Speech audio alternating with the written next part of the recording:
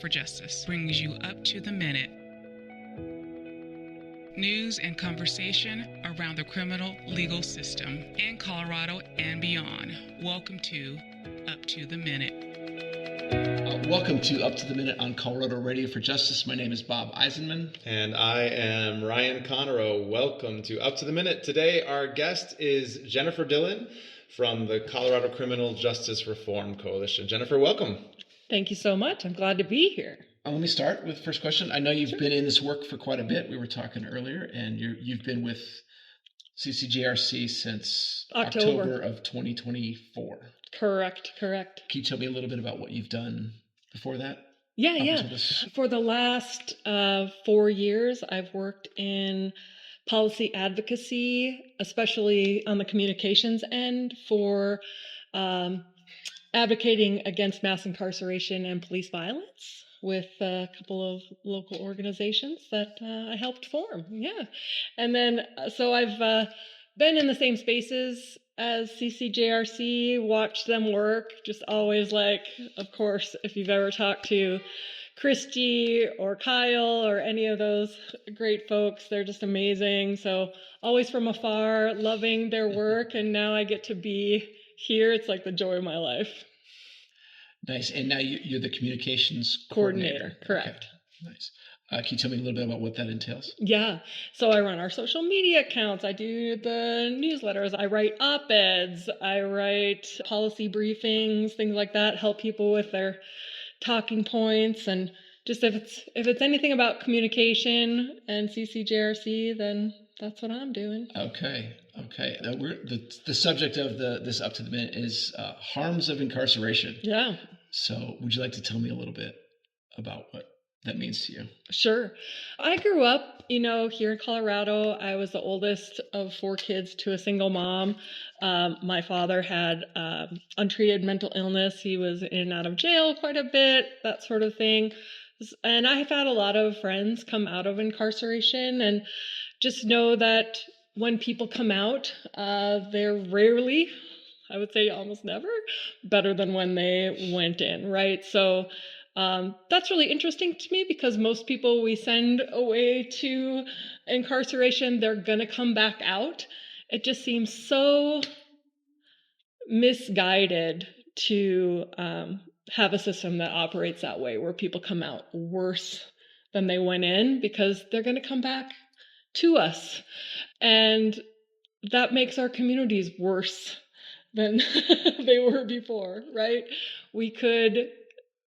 It seems like we could just design it a whole different way, where people come out better, with more skills, better able to reintegrate with us, and that would be a benefit to everyone.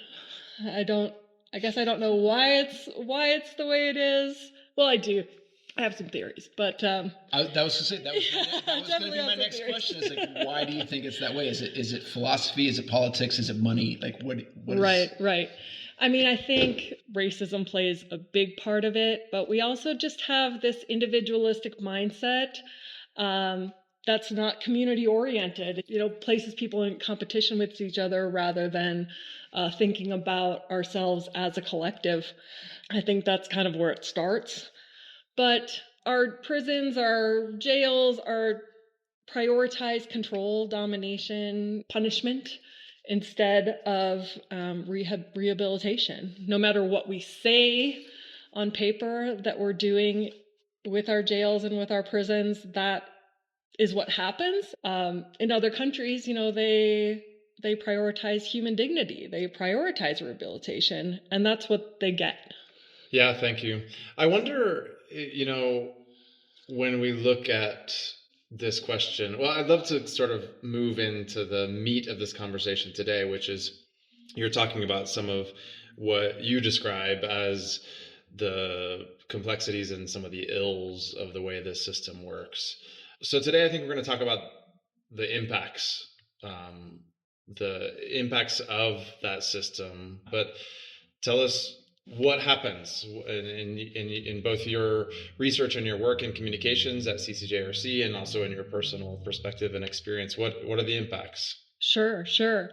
Our incarceration system is almost the way it functions. It increases people's mental destabilization, right? So not only do we usually lock up people who already disproportionately suffer from mental illness, but we then take them and put them in the exact environment that would exacerbate that or create that for people maybe who don't have that already. So like PTSD, anxiety, depression, their ability to connect meaningfully with other people when we isolate them, when we treat them in a dehumanizing way.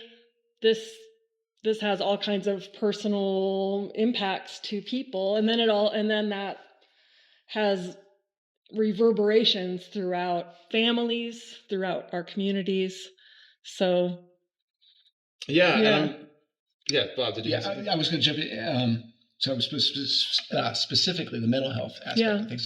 What about substance use in terms of going in and where people are at when they get out? Yeah, absolutely. So because we criminalize substance use instead of treating it like a public health issue, when people go in and they either have a substance use issue already or can develop one as a result of the trauma that they're experiencing, when they're released because incarceration, it's not a care space, right? It's not a place where people tend to get better. Even if there are like treatment, it's just not a place where people can often receive that treatment because they're feeling so anxious, because they're experiencing mental instability, right? So when they leave, they're like 400% higher chance of overdosing, in those first 2 weeks of leaving incarceration. So and that's a statistical measure. fact. And then, over the course of a year, it's still much higher than for the general population. So it's just not, wow. Yeah. Wow. It's dangerous. Yeah. You mentioned when we were talking about the mental health aspects of it, and I'm assuming it's the substance use as well, community-based harms. Can you talk a little bit about what you mean by community-based harm? Sure. So we have 2 million people in our country who are incarcerated either in prison or jail. When I was born, 1970, that was 350,000. So it's increased extremely over the course of just my lifetime. And half the people who are locked up are parents of minor children. Right? So right there, that level of harm on the family level and on the community level is so extreme, right? Because kids who have parents who are incarcerated don't tend to perform as well in school. They tend to not be able to earn as much over the course of their lifetime, and they also are much more likely to become incarcerated themselves or have mental health problems themselves or have substance use issues themselves. So that's like a direct way where the harms of incarceration impacting people who are outside of that system and having, these reverberation effects. And then communities in general, because the people who tend to be incarcerated tend to come from poor communities. They tend to come from communities of color. These communities are very disproportionately impacted, and their people are taken away from them, right? So it's very hard to build a stable community that can take care of each other in the way that other communities that don't have so much incarceration among them can. And that shows up, financially. They aren't as able to accrue as much wealth, which then has all these same impacts where people who don't have as much access to wealth, are more likely to, become incarcerated. So it's just this. It all kinds of compounds on each other. Yeah, exactly. With all those factors. Exactly. Wow. Yeah, thinking of that compounding piece, actually, this feels overwhelming. Yeah. And when we look at something like one of the slices you just articulated, Jennifer, is the impacts of minor children, the impacts on minor children of their parents' incarceration. Yeah. Is there a way that we, meaning society, can address that piece of it, even if or when there's these ongoing incarceration rates, there's these ongoing challenges? Like, some might say this person committed this crime, deserves to be in prison, even deserves to be in prison this long. I would hope that that person would not say their child also deserves to suffer. Right. So assuming that they wouldn't say that, what can we do, or can we take things apart that way at all? Well, I think that kind of messaging is important to remember when you are trying to affect policy change, right? It's really important to remind lawmakers, like, hey, you're about to turn XYZ from like level X misdemeanor to level X felony. And that means, that they're going to be more likely not to be able to become a productive member of society when they're released. It's more likely that their kids are going to be harmed. It's more likely that their family is going to be thrown into economic instability. It's more likely then that the community of people where a lot of people are incarcerated is going to be very economically destabilized. So, these are the kinds of things we need to be teaching people. So it's just important, I guess, for messaging. And if in times where you can't make progress to like decarcerate, you can nibble away at the edges sometimes on policies that at least are more stabilizing for kids. We've had a lot of policy changes recently, in Colorado to help kids maintain connection with their incarcerated parents, and that studies show that helps them. So better education outcomes, better financial stability for them later, less chances of them becoming incarcerated themselves, so little things like that sometimes can be very impactful. But ultimately, we just need to change how the goals of our system of incarceration and how it operates to make meaningful change. But the good thing is, like I said, like when I was born in 1970, there were 350,000 people in our prisons and jails nationwide. That's hard to conceive of, right? And now it's 2 million people nationwide, and then another a total of 5 million people who are if you include probation, parole, who are under some kind of carceral control, right? Has all those negative impacts. We tend to think what's happening now is just the way it is and it can't be different. But I'm just a person who's living one lifetime. And in the course of my lifetime, it changed that much. It could there's that potential. Then in the course of my kid's lifetime, your kid's lifetime, their grandchildren, that it could change that significantly in the opposite way. We can't get stuck thinking that the way it is now is not only the way it's always been, because it's not, and the way it always will be, because I don't believe that. That feels like such a huge, daunting thing, right? That you're talking about that, but you mentioned nibbling away at it. What are your suggestions for how to do that? How do we start nibbling away at those kind of things? How do we nibble? How do we nibble? I want to know how to nibble. Nibbling techniques. Yeah, the nibbling techniques. Well, I don't want to just nibble. We also want to bite. We want to dismantle and build something different, right? But yes, sometimes when you're in policy work, it is it's important to make small changes that have repercussions for thousands and thousands of people. To change policy, you definitely need people getting directly involved, right? Yeah.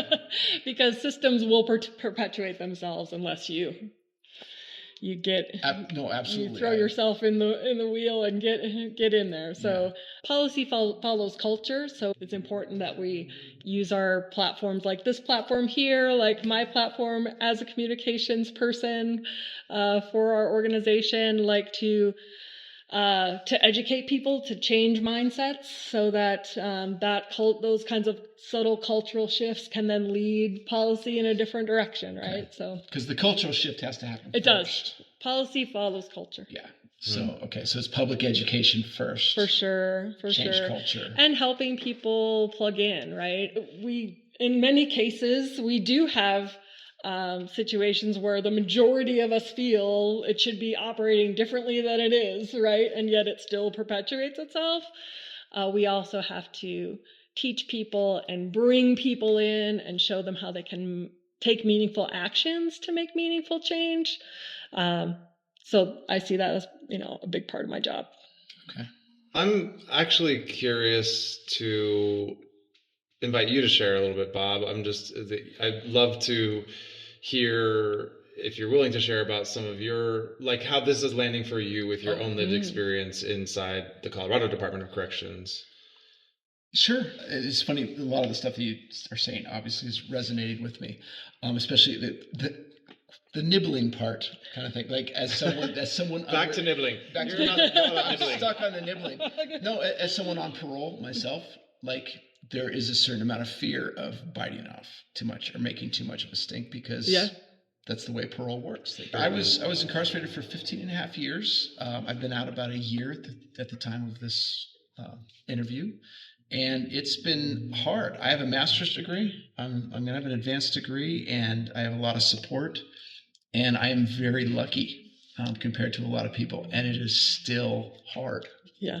And so I can't even imagine for people that come out without that support and without an education, without any kind of stuff. So it took me like 4.5 months to land the job that I'm in now. It has not been easy. Yeah.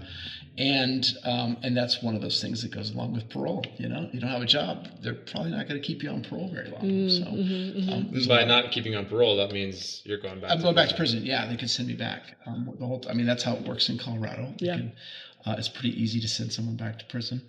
And so that's why when you bring up the nibbling, is that like I want to chip away at things and I want to help out and things, but there is a certain amount of fear, even for someone with the as lucky as I am and as blessed as I am with the support that I have. You bite off too much and you make too much of I think that's a fear of a lot of people on parole and under supervision. Is that if I make too much of a stink or make too much, like they can just send me back. Yeah, I found that to be the case with friends of mine who've been on parole or recently released from parole. Like that kind of fear is very common, especially in your if you want to be an outspoken advocate, in this kind of in the criminal legal space. It is really scary, and those fears are not unjustified. Right. So you do have to make those considerations and take care of yourself and prioritize you staying out and how absolutely. to stay. Absolutely. And, the other thing you brought up in terms of the system, and I've spoke with Ryan a few times about this, is that a lot of people always like to say that the system is broken and those kind of things. And my argument is like, no, it's working exactly as designed. It's working pretty well. It's very very good at doing what we designed it to do. And this is the system that we as a country designed. Yeah.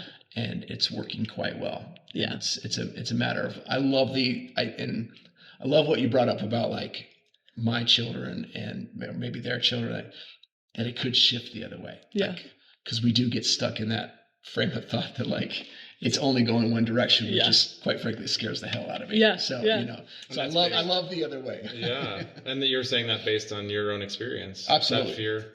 I mean, I'm curious. We on paper we kind of jotted the sort of name of this episode as "Harms of Incarceration," and to examine it from the other angle, I'm curious, Bob, like. Are there, in your own experience at least, were there benefits for lack of a better word, or was there something positive that came out of your experience? Out of incarceration? Yes. Absolutely. I learned who the people in my life that matter are. You go to prison, you learn who your people are quickly, because most people fall off. Yeah. And you can go into prison thinking, oh no, these are my friends, and even family that they're going to be there with me no matter what, and that's what they tell you, and like that. You go in and you learn quickly who the people that truly mean it and stuff, and then you meet people on the inside. It's some of my best friends. Sure. To this day are the ones I met on the inside. So, and a lot of them are still there, and they'll never get out. So, I think that's a benefit. I think that's one of the, Those sound like benefits that are sort of in spite of the design. Absolutely. Oh, exactly right. None of that is by design. Okay. None of that is by design. If you're asking for benefits of the design of the system, I'm hard pressed. I can't come up with anything. Like anything that I did on the inside was out of self motivation. Any of the programs I built and stuff. It was great to be part of the newspaper and be part of the arts initiative for a while, and that was huge. But in terms of the system in general, no. I can't. Like I'm really struggling. I'm like, is there anything? No, there really is nothing that in there that. I take that back. This is something I am much more of a minimalist now. I no longer care about stuff. Yes. And so to this day, now that I've been out about a year, and I'm just not a stuff guy, like physical or like material things. So that's a benefit. There's my one benefit. Okay. They took that away from me wanting, keeping up with the Joneses and all that kind of stuff. I genuinely don't care. It's more about people and experiences. So there's my one benefit. Thank you, prison. There you go. So what does it look like for you, Jennifer, day to day, week to week? I'm sure it ebbs and flows, and it depends and if you're in legislative session or not. But with those caveats of I think you really laid out clearly how communication, public education are a critical part of this ecosystem of change that you're articulating. What does that look like day to day? Right. So I'm always mindful of three things: building the audience that I have, right? So going wide, then educating the audience that listens to the channels that I'm broadcasting on, right? So going deeper with that, and then pointing those people whenever I can to ways that they can take meaningful action. So those three things are kind of what I'm always doing, whether it's the legislative work, whether it's community work, whether it's just managing our social medias on a day-to-day basis. Those three things are what I'm focused on. Awesome. Yeah. Who do you find, or what systems or organizations, do you get pushback on what you do? Like sure. Who pushes? So who pushes back the most? Sure. Who pushes back the most? It really depends on what the project is, who's pushing back. But I would say it's people or organizations who have a view of crime, right? That believes that punishment helps our society and helps people change. Now, there's a broad level of study. The evidence shows much differently, but people's feelings can sometimes be more powerful than fact. And this is the story that we've been told in our culture since we were young, right? It's like fed on every level. From the media that we consume, movies, books, like songs, whatever, like it's part of our cultural story that's very hard to combat, and studies, don't necessarily have that visceral of a connection for people. It can change your mind quickly when you actually learn and look at the numbers and look at all these kind of things. And that, again, that's true. Like, most people who are incarcerated are really poor. And so there is this dichotomy, right? Big time. There are really two systems of justice in our country, as we know, right? If you have money, you tend to avoid those kinds of consequences. And so you feel like people who get those consequences are worse than you, right? They deserved it. They must have been, what they did must have been far worse than what you did, because they would have had the same opportunity to get out of it, or to get treatment, to get rehabilitation, to change their life, right? So that same 2 tiers of justice, it's also 2 tiers of experience, like you're saying, right? Yes. So people who tend to be white and wealthier and that kind of thing, they don't have a lot of people in their life who necessarily have been incarcerated. So they don't know, like, hey, my uncle's a great guy and he's been to prison, but he's a wonderful person who's not dangerous. And we don't have that, some parts of our culture, some parts of segments of our society don't ever have that kind of experience. Yeah, it makes me think about some of the reflections of Brian Stevenson, the director of Equal Justice Initiative, about the power and value of being proximate, of feeling close to someone who has lived through this system. Yeah. And I think that circles back to the urgency of the work that you do, and the effort that we're making with Radio for Justice as well, is absolutely to help people come closer to this, so we can hear from, like you, Bob, to get that proximity. We talked a little bit about, like, that the system is designed to punish. We would love for it to move to the rehabilitative model. Right. Where do we start? Other than just educating people? Do you have any other suggestions? Because there are some systems that are working pretty darn good. Yeah, around the world. Right. In this, I don't want to. Prioritizing human dignity is important, right? Just prioritize human dignity. Done. Yeah. We've solved it. It's done. Right.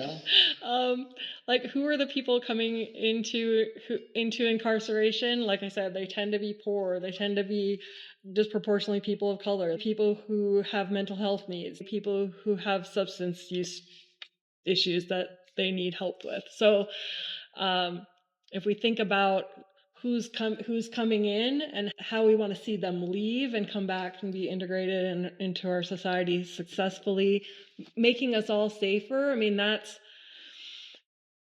it's important to also talk about society's best interests, right? Because all of us, no matter what segment of society you're from, we want to be safer. So if we can change the idea of expand the idea of what public safety is, and then make changes to our system that really delivers on that. I love the idea of expanding what the concept of public safety is. Yeah. What gives you hope right now? What gives me hope? In this moment, what gives you hope? Yeah, I'm so lucky. I've got a wonderful 20-year-old who's my child. And it just seems like their generation is so wise and so compassionate and so advanced compared to, like, when I was their age, or what my friends were thinking about. That gives me so much hope. Yeah. Very cool. That's great. Thank you, Jennifer. Really appreciate it for your time and your insight today. It's Up to the Minute. And once again, I am Bob Eisenman. And I'm Ryan Conarro. You are listening to Colorado Radio for Justice, Up to the Minute. Thank you both.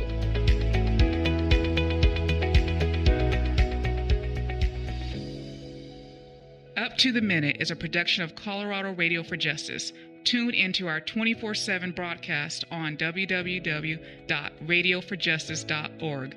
Listen on the app from the App Store and Google Play. Catch this show and other original works shifting the narrative on the criminal legal system on Apple Podcasts, Spotify, YouTube, or wherever you get your podcasts. Colorado Radio for Justice.